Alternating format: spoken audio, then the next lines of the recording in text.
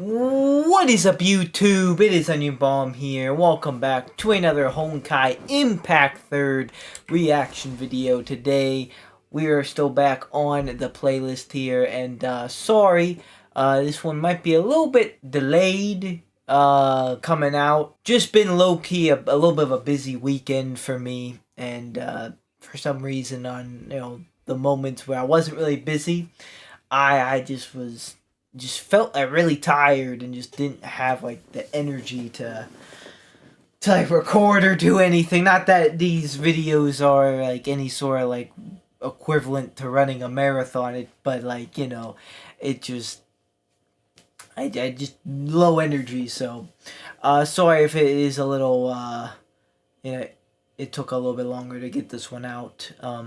Also, this one might be a little bit shorter than normal here. Not like crazy shorter, but maybe just a little bit. We'll see how things go. But yeah, let's just get into it. We have everything you need to know about the Honkai x Honkai collab, about the Impact 3rd Star Rail collab, I believe. This is by Homu Labs. And I low-key forgot this playlist is like kind of still updating whenever things come out. So we had like 2 more videos get added to this playlist. So yeah, even when I do finish this, I forgot, man, I might, be able to return to this for like a video or 2, like after the fact, depending on what, comes out or not. But yeah, let's get to this. Let's get to this. I don't know what's up. Play. Okay, this video will contain spoilers from Chapter 5 of Honkaiimpact 3rd Part 2. I don't normally talk about content released only in China, but I see so many people confused about why Sparkle is in the main story of Honkaiimpact 3rd that I feel like I need to make this video as soon as possible to clear out misinformation and hopefully stop it from spreading too much. Especially regarding this image, which a lot of people seem to think is from the upcoming collab. It's not. This is from the main story, but I'll be explaining everything you need to know about Sparkle in Honkaiimpact 3rd and all the Honkai Star Rail references in a bit. So, if you don't want to be spoiled, bookmark this video and come back after you've played Chapter 5, which is set to be released on October 17th on the global server. At the same time, as most of you know, I still have some health issues that I'm dealing with, so the editing for this video won't be as good as usual. This is not the level of quality I want my content to have, but until I'm fully recovered, I must make some compromises to make sure that I can deliver content. I feel like it's still better than posting nothing, right? Anyway, allow me to explain everything you need to know about the Honkaiimpact 3rd and Honkai Star Rail collab, why Sparkle is in Honkaiimpact 3rd, and what this means for the greater story of the Honkai universe. So, what is happening? At the end of the Chinese 8th anniversary livestream for Honkaiimpact 3rd, the developers announced a collab between Honkaiimpact 3rd and Honkai Star Rail. They also released a short teaser and announced that they will come out with a behind-the-scenes video on September 19th. So, naturally, the first question that people had in their mind was, is this just a one-way collab? And the answer to that is, we don't know, but probably. The developers also mentioned that there will be some news from Star Rail's side as well, but we don't really know what this means. It could very well mean that Star Rail will also get something, or that they will also announce the collab, which they already did on their social media. Judging by previous collabs, I'd tend to say that the collab will only happen in Honkaiimpact 3rd, but people are hopeful that Honkai Star Rail might get something as well, especially since the 2 games swap logos at the end of the teaser, which doesn't mean much since the game that usually gets the collab is always the first one, and even after the swap, Honkaiimpact 3rd is still the first. It just adopted Honkai Star Rail's style of logo. But we'll see.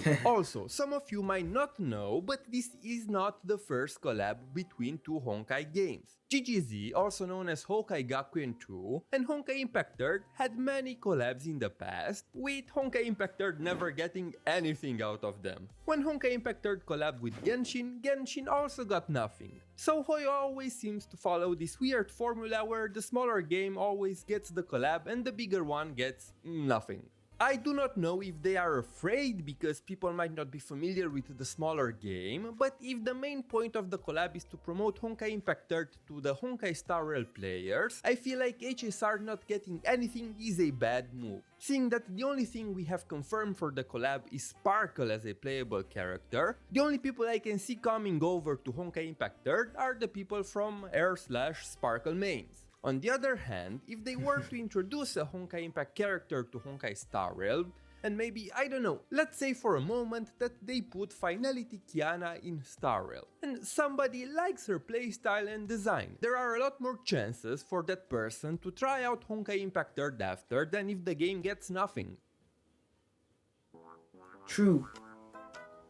I want to make something clear. The only thing we know about the collab, as of now, is that Sparkle will become a playable character in Honkaiimpact 3. That's it. The entire 10 minutes behind the scenes was just an announcement of that, which explored various collab ideas that the devs had. But they will most likely not be used in the collab itself. But given that it's Sparkle, I don't expect it to be anything serious or quote-unquote canon. I'm expecting something along the lines of the weird dream she put us in Penacony. My personal theory is that, as we can see in the teaser, Sparkle goes back in time and kills Shaoji before he submits the script for the final lesson, so the collab will happen in a version of Honkaiimpact 3 where Himeko never died and the story went a different direction.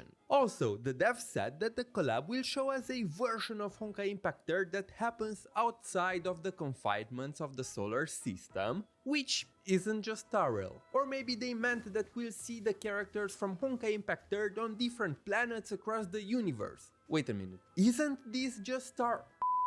Like I said, I don't expect the story of the collab to be canon, simply because the mask falls are involved and the ideas for the collab were not canon. They even went out of their way to say that it would be problematic if it was to be canon. And I repeat, we know nothing about the collab except that it involves Sparkle. I expect something along the lines of the Teresa event we got in 7.6 or the Kira event in 6.7. For example, the Teresa event was just a dream the real Teresa had. The event itself was not real or part of the main story, but the fact that Teresa dreamt about those events is real and even referenced in the main story later. Same with Kira, her event in 6.7 was just a vision of a possible future she got in a bubble world, but the events did not happen in the main story. So I'm expecting this collab to be integrated somehow in the main story. It could be a dream or something else that will not be a real event in the story, but will still happen inside a dream or vision or something else real. You know, I've seen that trailer thing like twice now, but I actually don't even know what all the collab, entail. I mean, I know about the Sparkle character, Related to the main story. Nothing And else. you may ask, but Homu, why would the collab have anything to do with the main story? Well, that's because Sparkle is canonically on Mars right now and is part of the main story of Honkaiimpact 3. I know that everybody is super excited about the Honkai x Honkai collab, but you know what collab is even more exciting? That's right, the collab between GamerSubs and Homulab. What is GamerSubs, you ask? Well, for those of you who do not know, GamerSubs Another is an sponsor. energy formula designed to be the perfect everyday energy and health supplement to aid in whatever life throws your way. Through the use of organic caffeine, 5 vitamins and minerals, nootropics and antioxidants, GamerSubs can help you function at a higher level for a longer time to enhance your body and mind to peak performance. Like when you have to sit through hours upon hours of story, which the Honkai games are pretty known for. I'll be honest with you, I was a bit skeptical at first, but GamerSubs sent me a package to try before I partner up with them, and I must say I was pleasantly surprised by the results and managed to cut my coffee consumption to more than half since I started drinking GamerSubs. Not only does it taste good, but it also gave me plenty of energy to get to any task I had for the day. You can choose between flavors like anime girl tights, or if you're feeling truly risky, you can try brand risk, which is just peach flavor. Also, if you don't like caffeine, don't worry, because GamerSubs also has caffeine-free options. So, what are you waiting for? Get yourself some GamerSubs and use code HOMU at checkout for a 10% discount accessing my link in the description. Why sparkle?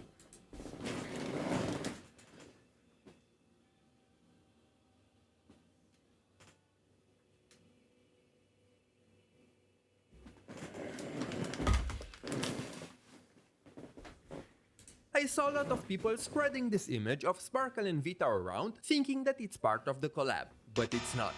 This image is from Chapter 5 of Honkaiimpact 3 Part 2. Same with this image in which we can see Kiana talking with a memo keeper. So, what's going on? Why is Sparkle in the main story of Honkaiimpact 3 if this has nothing to do with the collab? Well, she's just there, making her the second character after Welt who appeared in both games. And to make myself perfectly clear, this is not a character variant. This is not a different version of Sparkle. This is the same Sparkle as the one in Star Rail. During the story, in typical Sparkle fashion, we see her disguised as Teresa, Dreamseeker, and Songche while talking with Vita. Fun fact, Songche and Sparkle share the same CN voice actress, so she's basically doing both roles. The reason why Sparkle came to Mars was to get Vita a mask and essentially invite her to join the Masked Fools, which she accepts. Their interaction ends with Vita putting on the mask and saying something similar to "It's time for the fools." This is somehow in line with what we know about Vita. Not only is her personality very similar to what you'd expect from a masked fool, but now that she's a follower of Aha, just like the other masked fools, she has the ability to leave the solar system and travel to other worlds, which is something that someone who desires absolute freedom like Vita would want. On the other hand, the story is not over and both Sparkle and Vita are up to something on Mars, which will probably happen in the next chapter. This is not just a one and done thing. Sparkle is still on Mars and she will continue to appear in future chapters. But this raises another question. How did Sparkle enter Mars? As you know, Mars is a quantum computer that can be accessed through a specific terminal. The Dreamseeker terminal, which Hylia and Coralie brought back to the moon, is one of them. Tesla and Prometheus also constructed one so they could access the system from Earth. Besides these two, there must be more terminals that we don't know much about, right? And I assume that Sparkle must have used one of them. But still, I'm very intrigued by who let her in or told her about Mars, or was it Vita herself? Since she's a system operator, I bet she could do it. But yeah, if you thought that Vita by herself wasn't enough headache for the cast, now Sparkle is here as well, and they both teamed up. What a scary duo, man. Besides Sparkle, this chapter has other references to Star Rail's lore that I'm going to explain now. First, in the beginning of the chapter, Vita is talking about some beings that are the embodiments of concepts and wonders how the children of the sun would react if that grand being were to throw a glimpse across time and space at them.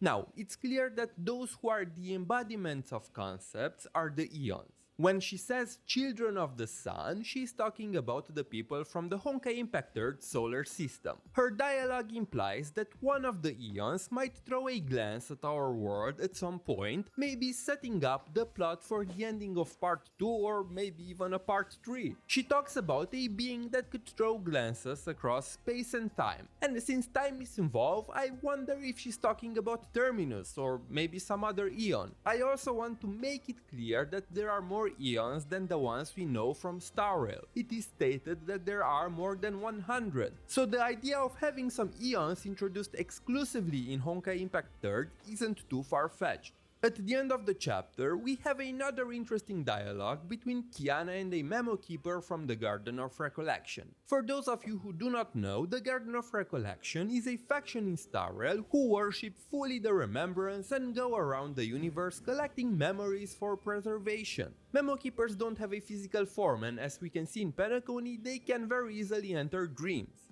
It's the same with Kiana. At this point, she is still dreaming, but a memo keeper enters her dream and asks for her memories to be preserved. Now, this is where things get a little bit weird, because from what we know, the memo keepers don't steal memories, they kinda just make a copy of them and preserve them. But the dialogue here implies that Kiana will lose her memories if she were to give them away. So maybe this is a memo snatcher, which you can think of as the bad cousins of the memo keepers who, like the name suggests, take memories away. But then again, if that was the case, why would she ask? Anyway, let's assume for now that they are a memo keeper. The memo keeper compares Kiana's presence to that of an emanator. And please don't start any power scaling wars in the comments. I said it before and I'll repeat it again. For me, power scaling in Hoyo games is a waste of time because they are not consistent. The memo keeper only says that Kiana gives off the same feeling as an emanator, which makes sense because Kiana is the avatar of the Cocoon of Finality, directly receiving power from it,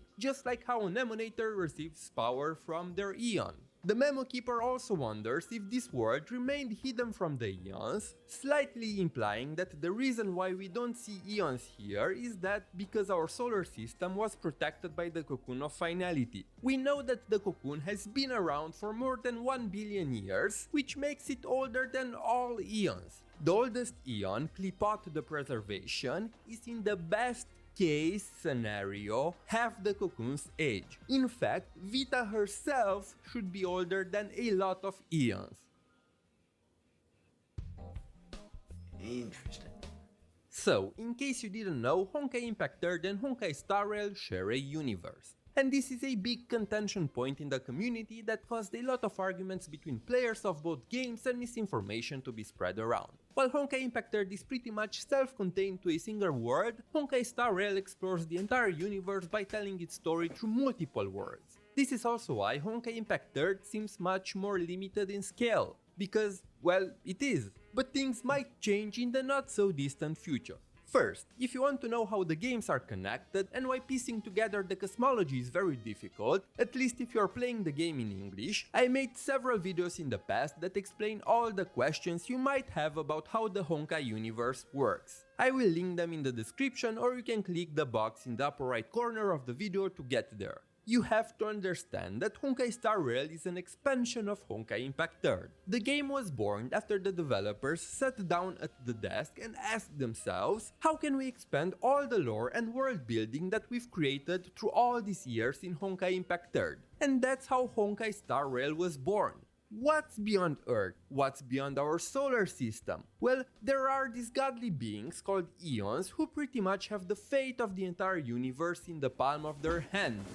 Imaginary palm, of course, because they don't really have a physical form. Well, some do, but you get the point. Star Rail is just the devs imagining what's beyond the world of Honkaiimpact Third. And even way before Honkai Star Rail was announced, we've got small hints at what they were planning through various media. In the second key manga, Su meets a higher being that is supposedly above the Honkai itself. Many theorize that it might have been an Eon. We are introduced to the Sky People in APHO, which are interstellar predators that can travel between worlds. And in the Alien Space manga, we literally see Wealth and Void archives leave Earth and tease a grand new journey through the universe that would later become Star Rail. And now, it's time for Honkaiimpact Third to also catch up with the rest of the universe.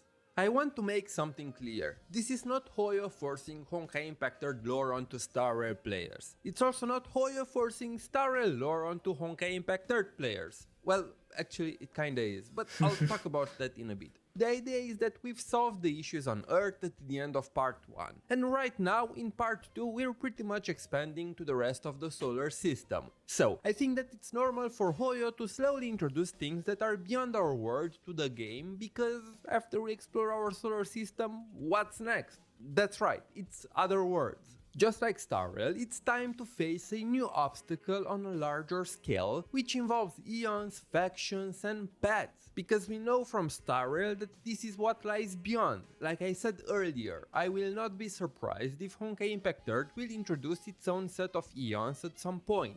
So, this is not some evil plot by MiHoYo to mess with Star Rail players. This is the natural expansion of Honkaiimpact 3 beyond its world. I repeat, the two games share a universe, so overlap is inevitable. I always dislike when I see how much hate Honkaiimpact 3 gets from Honkai Star Rail fans when Hoyo is referencing something in their game from Honkaiimpact 3. And I get it, some Honkaiimpact 3 fans are obnoxious. I'm fully aware, in fact sometimes even I roll my eyes when I see what some people say online. And I get it, as a HSR only player, it makes you feel like you're missing out on something. It's like when you're with your friends and they all laugh and you are the only one who is not in on the joke. It's an unpleasant feeling. But at the same time, Hoyo stated multiple times that you don't need to play Honkaiimpact 3 to understand Star Rail's story. And that has always been true. Even Penacony's story, which has a lot of Honkaiimpact 3 references, can stand on its own. You don't need to understand Honkaiimpact 3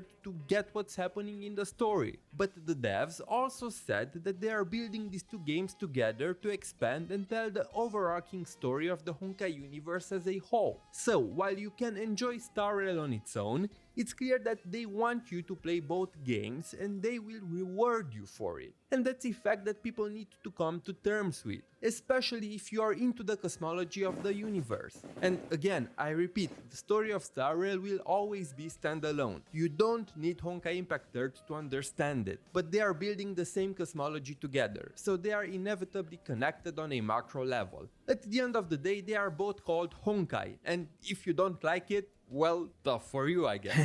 You've probably noticed that all this time I've said that you don't need to play Honkaiimpact 3 to understand Honkai Star Rail, and that it's true as far as I can tell. There is no point in HSR when I feel like you must know anything from Honkaiimpact 3. But what about the other way around? And this is where I saw some very deserved criticism of what's happening in Chapter 5 from the Honkaiimpact 3 community. Unlike Star Rail, Honkaiimpact 3 assumes that you have played Honkai Star Rail, leaving Honkaiimpact 3 only players very confused about Sparkle, Eons, and every HSR reference in the chapter. And it's not a nod to Star Rail like it was in Penacony. The scene with Sparkle and Vita makes absolutely no sense if you don't know about Sparkle and the Masked Fools. If you are a Honkaiimpact 3 only player, good luck understanding what's happening, because you won't. Similarly, the discussion between Kiana and the Memo Keeper also assumes that you know about Eons, the Garden of Recollection, pets, factions, and so on. So if there is a side here that should be angry, it's the Honkai players, not the Honkai Star Rail ones. And I also share a little bit of worry because, yeah, the Star Rail stuff feels very shoehorned in. Don't get me wrong, I am very happy to see that the story of Honkaiimpact 3 is finally expanding and that we start to get a much clearer picture of the Honkai universe as a whole, but it does feel like the events of Chapter 5 were shoehorned in to promote the upcoming HSR collab in a way. And again, I'm not against having Gions or Sparkle in the Honkaiimpact 3 story, but everything felt like it came at a bad time. The story of Part 2 just started taking off. We're finally starting to learn about what's happening on Mars. But now they suddenly throw in Eons and Sparkle, like, let Part 2 develop a bit before you do that. I'm starting to be very invested in the story, but now that I know that an Eon could appear at any time, it makes the stakes of Part 2 a bit lower for me. But all in all, Sparkle is here, and I am very excited to see where they are going with this. Oh, and before I end, no, Sparkle being here doesn't mess with the timeline. We know that Masked Fools can travel between worlds. So her being here and in Penacony during the HSR main story is possible. The story right now takes place in 2024, and we know from the Alien Space manga that Welt and VA arrive on the Express sometimes after 2029. We also know that Welt was on the Express for at least 3 years, which could put the events on Penacony in 2032 at the earliest, which is still 8 years after the current events in Honkaiimpact 3. That's plenty of time to get from Mars to Penacony for her. Alright, interesting. So Sparkle was actually in like the story of Honkaiimpact 3, not just like a playable character's skin. So interesting. I didn't know that. Sorry if that one was a little like kind of like I didn't say too much during that one, but yeah, that was interesting. Hey, you know, if you got two games, you know, having like this, you know, it's a pretty cool collab. But yeah, if you don't have to play Honkai Impact Third for to understand Star Rail, it kind of is kind of funny about the Star Rail players or the Honkai Impact Third players, like kind of needing to understand Star Rail, and like it's not the other way around. But yeah, I realized that the stories were like almost kind of sort of like connected like that. See maybe some more Star Rail and Impact Third collab stuff in the future, maybe. Who knows? Next one here, the future of the Honkai series developer interview. Honkai Impact Third and plus Star Rail. So, see, maybe, no, I just said maybe we'll see. Let's go. Okay, so it's no secret that Honkai Impact and Honkai Star Rail are connected. I mean, they're both Honkai games, it's literally in the name, but there's always been a lot of speculation about how and to what extent these games are connected. Well, recently, the developers behind the Honkai series sat down to do an interview about this exact topic because they've just launched a collaboration event between Honkai Impact 3rd and Honkai Star Rail. And for those of us who don't speak Chinese, Chibi Pio happened to put together a really good translation of the article that I will link to in the description box if you'd like to read it for yourself. This article has some great answers to some long-standing burning questions within the community around XPs and how the games connect and potential future plans, so I wanted to go through the interview and highlight all of the parts that I thought were the most interesting. So I'm not really going to read this whole article aloud for you right now because I want to add some thoughts and commentary and a little bit of context that's not quite found in this interview. And I think that's enough preamble for now, so let's get to it, shall we? Okay, so I think we need to make one thing very clear from the get-go. The Honkai team has always intended for the worlds of Honkai Impact and Honkai Star Rail to connect in a meaningful way. In fact, as the Honkai story team was working on the final chapters of Honkai Impact Part 1, they were also thinking about what to do with the story after Part 1 finally finished. Honkai Star Rail is part of that. See, for years, Honkai Impact's story was only focused on the challenges faced by a single planet and the cosmic horrors that threatened it and its inhabitants. But as the main characters overcame those challenges, suddenly the story was no longer bound to a single planet. And that meant the writers were free to explore tons of new possibilities. New discoveries, new cultures, new planets, new challenges, you name it, it was now on the table. And this new era of Honkai, this new era of possibilities is part of what inspired Honkai Star Rail's story. Star Rail would be all about exploring the entire universe, one planet or space station at a time. And this also meant that they could write a different kind of story. Instead of just having one singular, more focused journey following a tight cast of characters fighting to protect their home and discovering who they are along the way like they do in Honkai Impact, Honkai Star Rail could be more of a fluid journey of journeys, like a story about lots of other stories. Not a single story, not a single journey, but something more like a story that contains countless interconnected but still independent stories. To put it another way, Honkai Impact is kind of on this little self-contained end of the spectrum, and Honkai Star Rail is way over here on this huge, open-ended side of the spectrum. And the idea is for them to meet somewhere in the middle at some point. That's why the characters in Honkai Impact Part 2 are venturing beyond Earth's orbit and heading towards the edges of their solar system. The further they go, the closer they get to the greater universe of possibilities that we see in Honkai Star Rail. Which means that it is inevitable that these two games will cross paths. But that doesn't mean their individual stories will become one stories. They can still remain separate even though their setting is a shared one. Same universe, different focuses. But that said, even though the games share some core themes and world-building elements and quite literally share an in-game universe in ways that aren't quite clear to most of us yet, I do have to reiterate the fact that you do not need to play Honkai Impact 3rd to get the most out of Honkai Star Rail or vice versa. I mean, yes, because of the shared world-building elements, you're definitely going to get additional satisfaction from playing both games and seeing both sides of the equation, so to speak, but the writers have designed both games to be more or less self-sufficient when it comes to understanding what's going on. So while it is important to note that some story elements or characters may cross over, a little bit, the stories themselves are designed to be independent and to work independently and to be able to be understood independently from each other. I assume like that is gonna stay like stay how it is, like they're gonna stay independent. But they're even like a little bit less independent than I thought. Maybe I don't know. I didn't even know they were even like this closely connected. But now it just seems like they're a little bit interesting. I didn't think they were even gonna like, you know, cross over too much. Other than like, I thought this was just like literally like a collab to like promote the games. There was nothing like main story about it. So very interesting. As I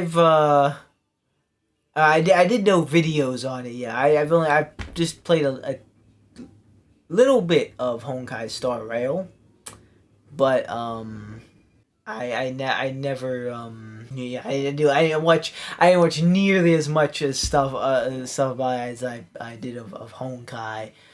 So yeah, maybe someday I'll at some point I'll check out some Honkai Star Rail stuff, something like that. Alright, so it's actually later. It's a little later. I paused the recording and pick up. It was a few hours ago when I watched the other stuff, but still at the same point. But yeah, let's get back to it. Back for more Honkai. The developer interview with Honkaiimpact 3rd and Star Rail collab. Learn more about that. Like this. So we've got Welt, right? Like he's part of the main cast in Honkai Star Rail, but he's actually a character from Honkaiimpact. He's not a variant or an extra. And actually, yeah, he's not. So he's the same Welt. The same Welt that's in Star Rail is the same one that was in Impact 3rd. But like that's a little confusing because there's a Himiko in the in Star Rail, and that's not, you know, that's a different like that's a different Himiko. But there was already like Himiko, the one that died in the final lesson, and then like another one I think in like the past, I think who worked with Fuha or something, or found Fuha. So there's like 3 Himikos if these are all like in the same thing. I don't know. It's a little confusing. Like, I can see why you know, there's so many lore videos about this, because they're definitely needed. Which we're going to talk about later, because he literally went into space in Honkaiimpact, had a bit of a mishap, and then ended up on the Astral Express with no way to get home. So in Honkaiimpact, he's marked as missing, and in Honkai Star Rail, he's actively looking for a way to get home, and learning more about the universe at large, since Earth has technically been isolated from the rest of the universe for so long that there's a lot to learn. And because we travel to so many planets in Star Rail, Earth is really just another planet, no different from Penacony or Eurilo 6. And every planet has its own long, storied history. It's just that in the case of Earth, its history is playable in another game. And personally, I think that's pretty cool, because most of the time in Star Rail, we only get to read about the events of history, we don't really get to play through them. And the same goes for the history of characters too, right? Like, yes, every Star Rail character has their backstory available in their profile for us to read, but only a couple of them can say that their backstory is a whole playable game, and Welt just so happens to be one of them. So as a means of expanding the scope of a game in the case of Honkaiimpact, I really do think the connection between the two games makes a lot of sense. But it also means that as the characters of Honkaiimpact venture further beyond their solar system, their likelihood of coming into contact with things found in Star Rail, like the Eons, will increase dramatically. I did think that this might be kind of a tricky thing for Hoyoverse to handle, since, you know, you can't really take the characters out of their own main storylines for very long and just plop them into another game if certain events overlap, but the current collaboration event is a pretty promising test run of what might be on the horizon, so let's talk about that. So the main reason behind this interview is this crossover event that's going on in Honkaiimpact 3rd, where Sparkle and Sampo from Honkai Star Rail are crossing over and causing a little mischief. According to the interview, Sparkle was explicitly chosen for this collaboration because she's a little bit of a trickster and also a little unpredictable. And this made her presence in another game a bit more believable, and she also had excellent chemistry with the featured Honkaiimpact character for this event, Vita. Sparkle and Vita are similar types of characters. They're both a bit on the morally gray and playful side, so on the surface they seem to get along really well, but in reality they're both scheming against each other. This made for a really interesting dynamic between the two of them that the writers wouldn't have been able to achieve with characters like March 7th or Dan Heng.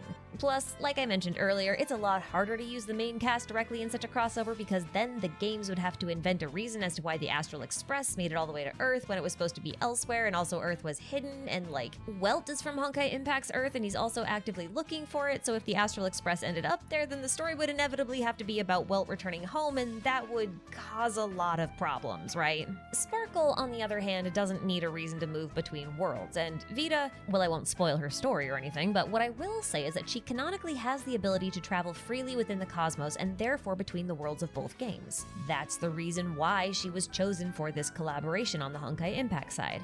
That, and also the fact that the main cast of Honkaiimpact is also very busy with their own responsibilities, just like the crew of the Astral Express. So I think as long as Hoyoverse keeps this kind of believable consistency going on, collaborations between the two titles should work out just fine. And you know, this is actually another reason why Sparkle is such a good pick for this sort of crossover stuff, because her playful, chaotic nature lends credence for her to pull some really silly stunts, like integrating the UI interface of Star Rail into her combat mechanics in Honkaiimpact, which is not a turn-based game, it's an action RPG. Can you think of a better character to break the fourth wall than Sparkle? Because I sure can't. And you know, I have Is at any point though, is everything gonna like just come together? Like, everything, like Honkaiimpact 3rd Part 1, Part 2, Star Rail, is everything just gonna, maybe even Genshin Impact? I don't think that makes sense, but is everything gonna like come together? I mean, I know it was talked about last maybe 2 videos ago, like how like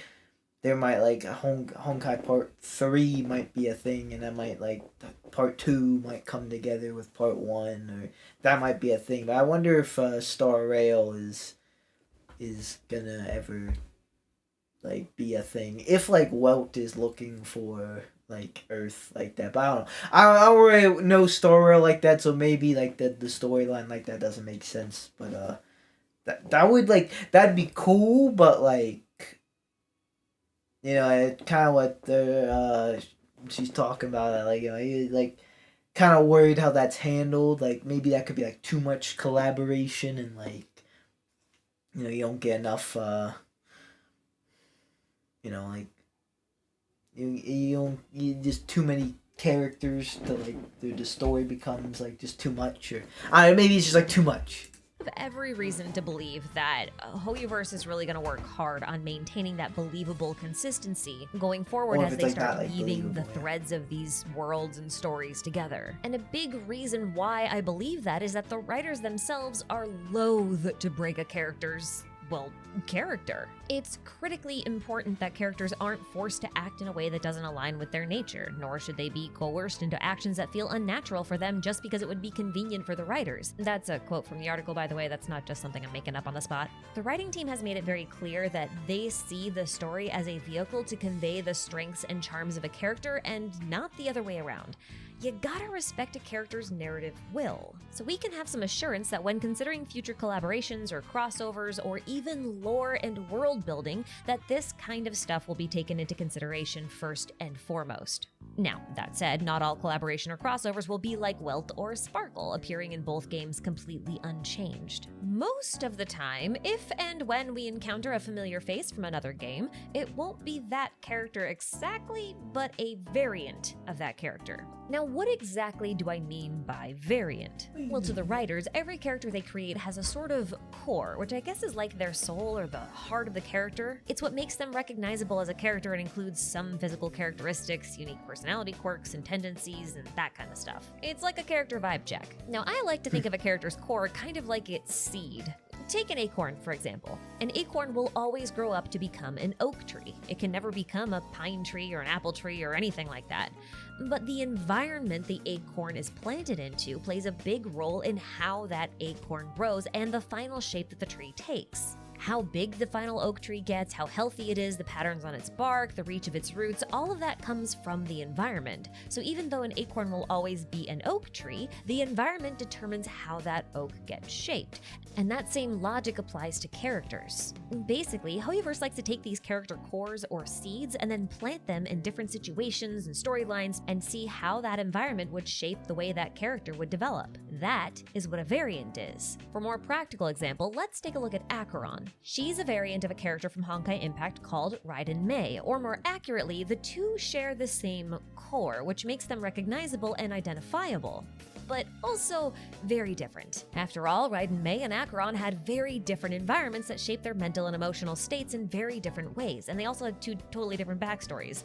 So while it's easy to see their core similarities, it is just as easy to see how their individual experiences shaped them to become different, yet similar people. And as players, we also have different relationships with both Mei and Acheron because we meet them at different points in their journeys. We meet Mei in Honkaiimpact when she's quite young, and we also get to witness every challenge she's ever faced, every change she's ever gone through, and so we understand her in a very different way than we do with Acheron. Because, we don't get to witness the past that shaped Acheron the way we did with Mei, because we meet her at a much later point of her own story, after she's done most of her maturing and overcome most of her challenges on her own. This gives her more of an air of mystery when compared to Mei, but at their core, both Mei and Acheron are compassionate, gentle individuals who try to help people around them in whatever way they can. The ways in which they can do this differ greatly, but the intent and heart behind it don't. Now, this variant system was put into place intentionally by the story team, and it allows them to explore all sorts of different possibilities for core characters simply by placing them in different environments. It also helps to create a sense of cohesion or interconnectedness between related titles. So Bronya, Sela, Luocha, Himiko, all of them are examples of this system. And I think it's kind of important to pay attention to this variant system, especially now of all times, because Honkai Star Rail is about to visit a new planet called Amphorius, and this planet seems to have a lot of recognizable variants from Honkaiimpact. And I think this is really cool, but I also think I need to give you a little bit of context as to why I think it's really cool. And yes, the interview does actually talk about all of these things. I'm just also adding my own little opinion as we go. Anyway, sorry, sidebar. Okay, so in Honkaiimpact, we have a world that's been facing a threat of cosmic horrors on a nearly eon-like scale for tens of thousands of years, and countless people dedicated their lives to protecting the Earth from the Honkai threat. One group of such individuals appeared around 50,000 years ago, and they called themselves the Flame Chasers.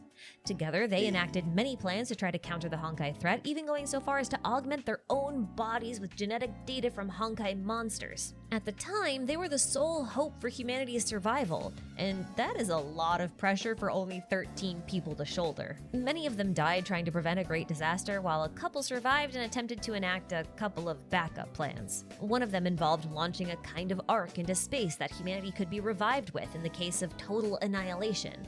Another project, called Project Stigma, attempted to fuse the entire human population into one hive mind entity where they would live in a sort of dream world until the Honkai threat was no longer a threat. But in order for this dream world hive mind plan to work, one person would have to remain on the outside of the dream world, awake and alone forever. The flame chaser Kevin decided to bear this burden himself, and he had a heck of a time getting in a position where he could do that. Kevin managed to travel 50,000 years into the modern day through a combination of falling into an alternate dimension and other shenanigans that I promise make sense in context but require way too much time to explain properly right now. And then he tried to put his plan into action, but he was stopped by the main characters of Honkaiimpact, Kiana, Bronya, and Mei, the three of whom had found another option to save humanity. Now, you'd think the fact they all wanted to save humanity would mean they'd try to work together, but Kevin was not convinced that their plan was any better than his. So for him to step aside, they had to prove that their plan was actually going to work. Obviously, the plan does work, and so he steps aside and everyone's happy. Now, the funny thing is, this whole thing with Kevin is a story that's actually mentioned in Honkai Star Rail. Welt shares it with Acheron and Penacony, perhaps because he suspects the events that will take place on Penacony are similar, and they are, or perhaps because Welt recognized Acheron as a variant of Mei who he both knew and who was involved in putting a stop to the dream world. homeworld plan.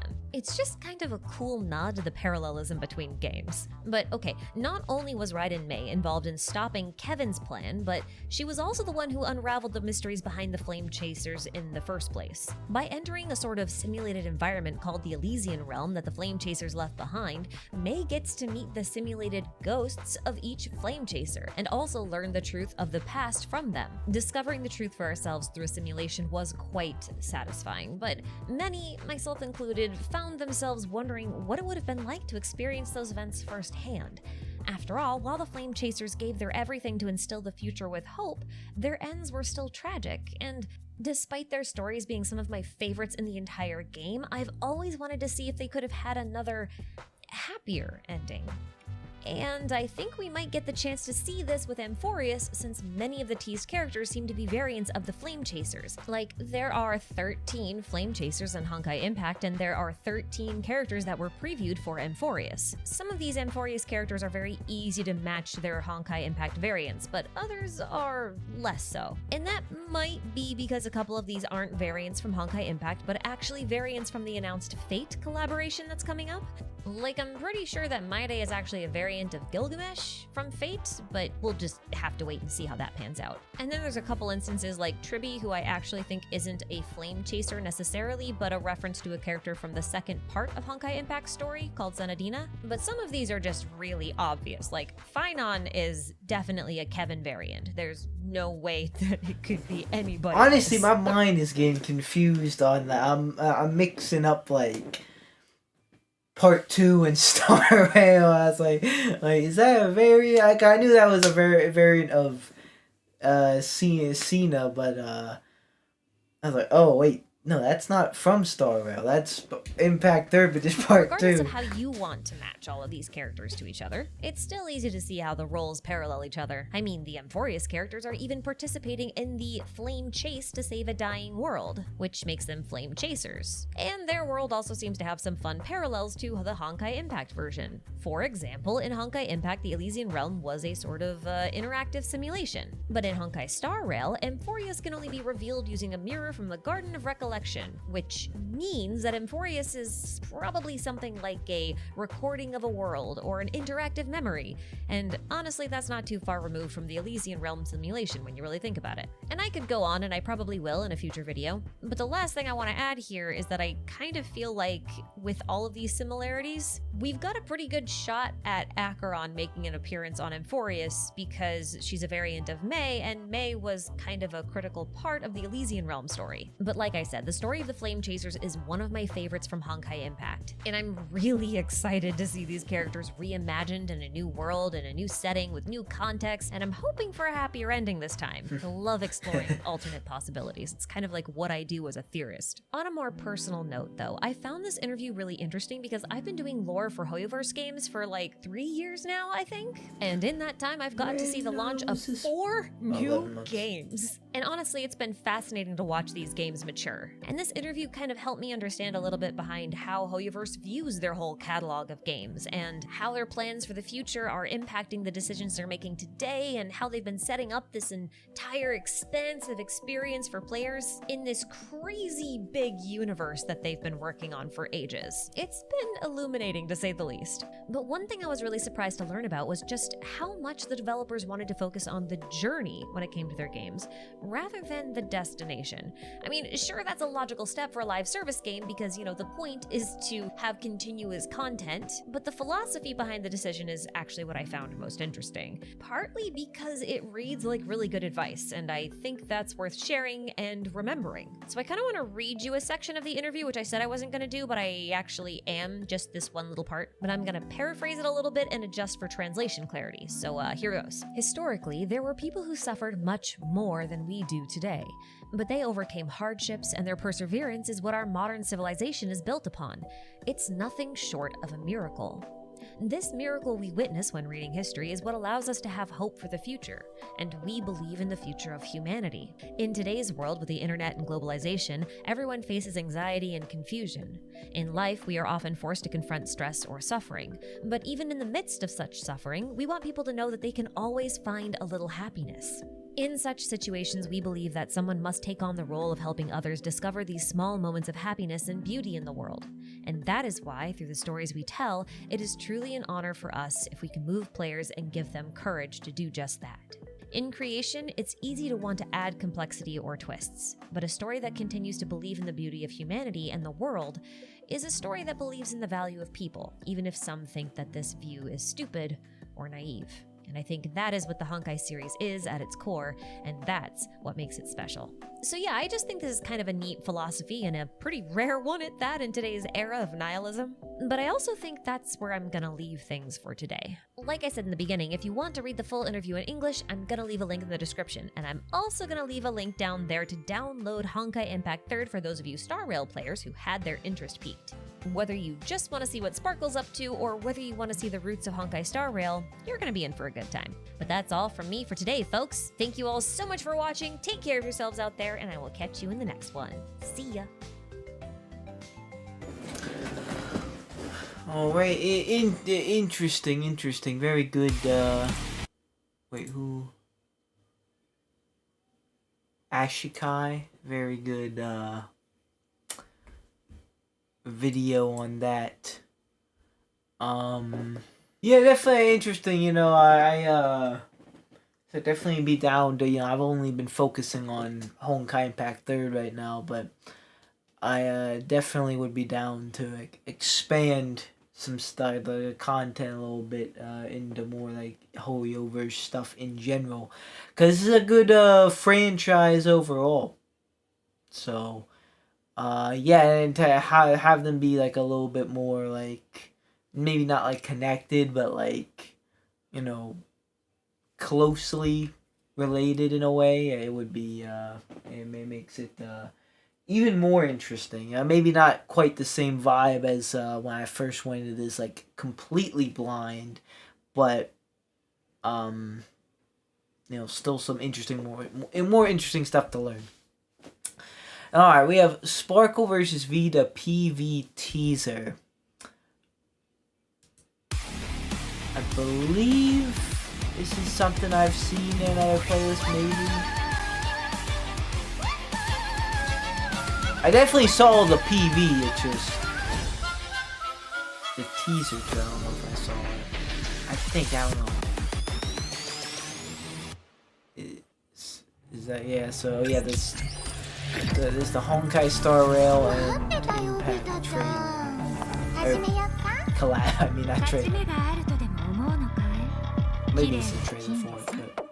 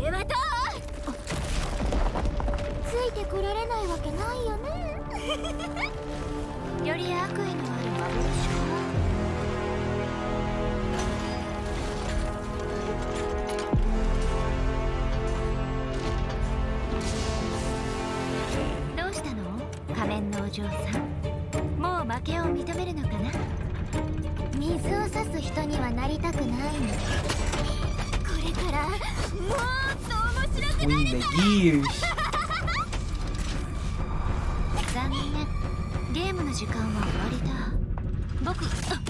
Oh.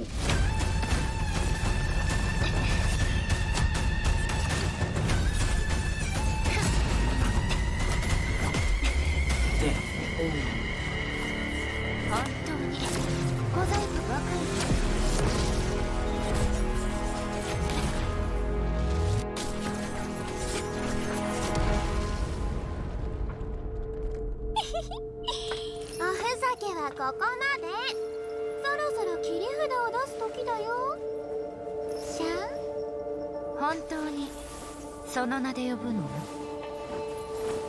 可愛いお嬢さん。怒ってるの？綺麗なお姉ちゃん。でも切り札を持ってるのは君だけじゃないよ。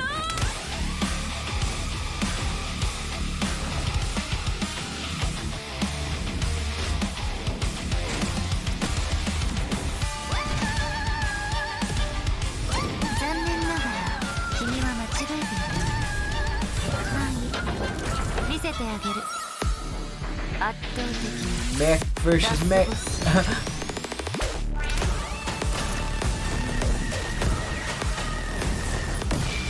Her cards, like, did she like create those as like clones, or are they like illusions? They're fighting like clones. Ooh.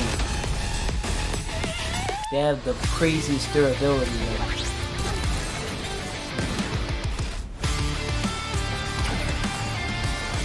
Music is bumping.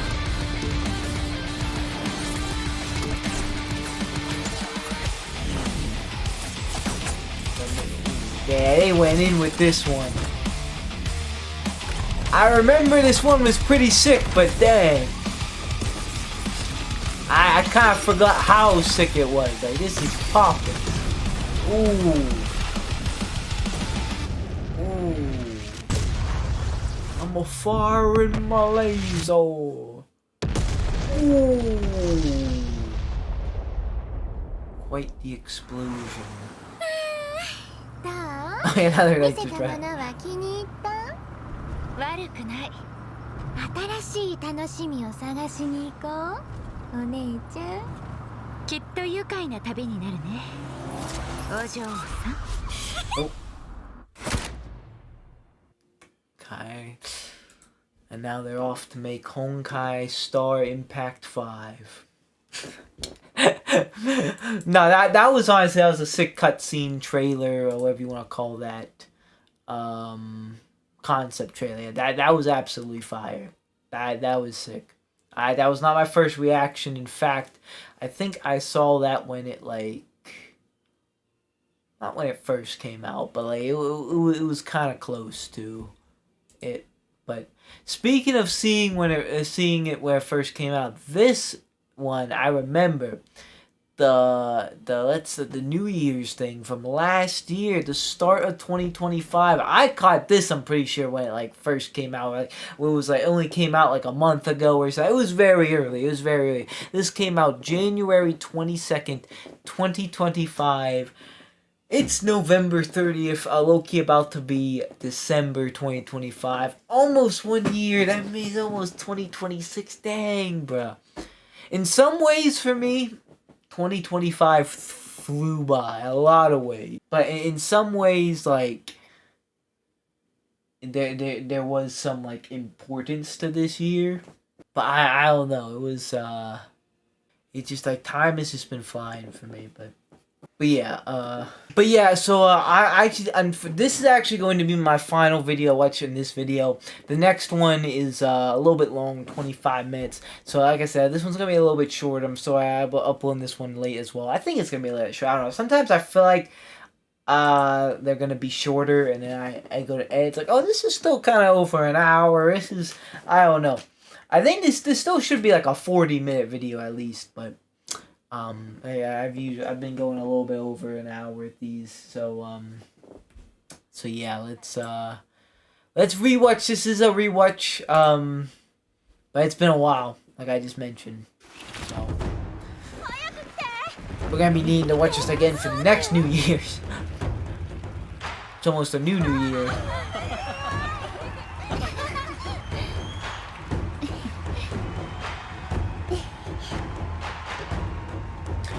From the first time I watched it, though, I've learned a lot about Honkai, though. Like, I know what to say. That's her. This is finality, Kiana. And this is like. 新春の使者だってば。できました。みんなカメラを見て。もう撮ってます。お菓子は今。ヒアナちゃん、まだ。怖がらないで。 こ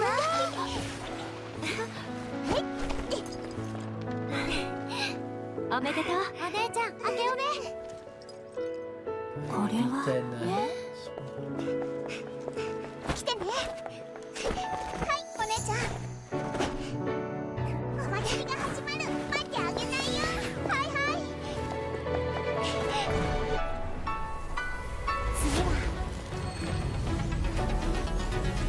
私たちの番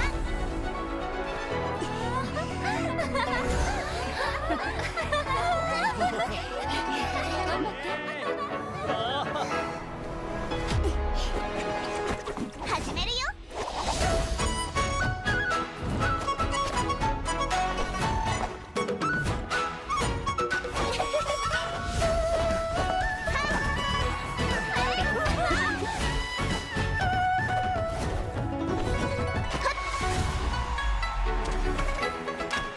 The drums.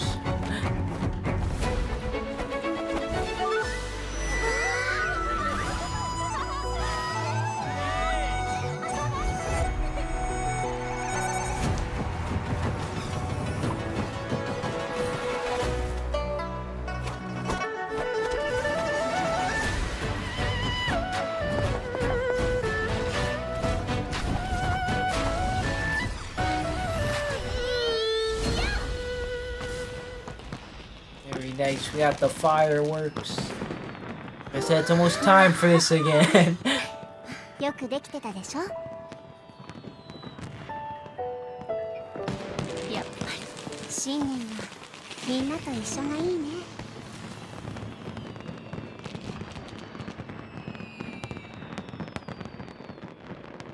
Very nice. Very good. Alright, so next video will be pretty interesting because we're starting it off with a video part 1 versus part 2. See how much the game changed, which yeah, quite a bit, honestly. A little bit. I like definitely. Even from like an outsider looking in, I can see that.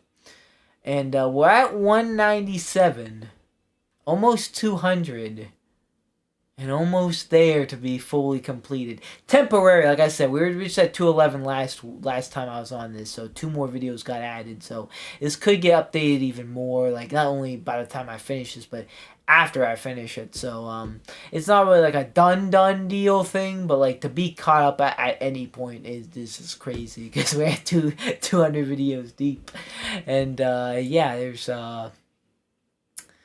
you know, some other stuff, maybe some Honkai Star Rail stuff to check out at some point, maybe some other things. So so yeah, I like I said, exciting to, you know, maybe see what life beyond that is, but we'll see.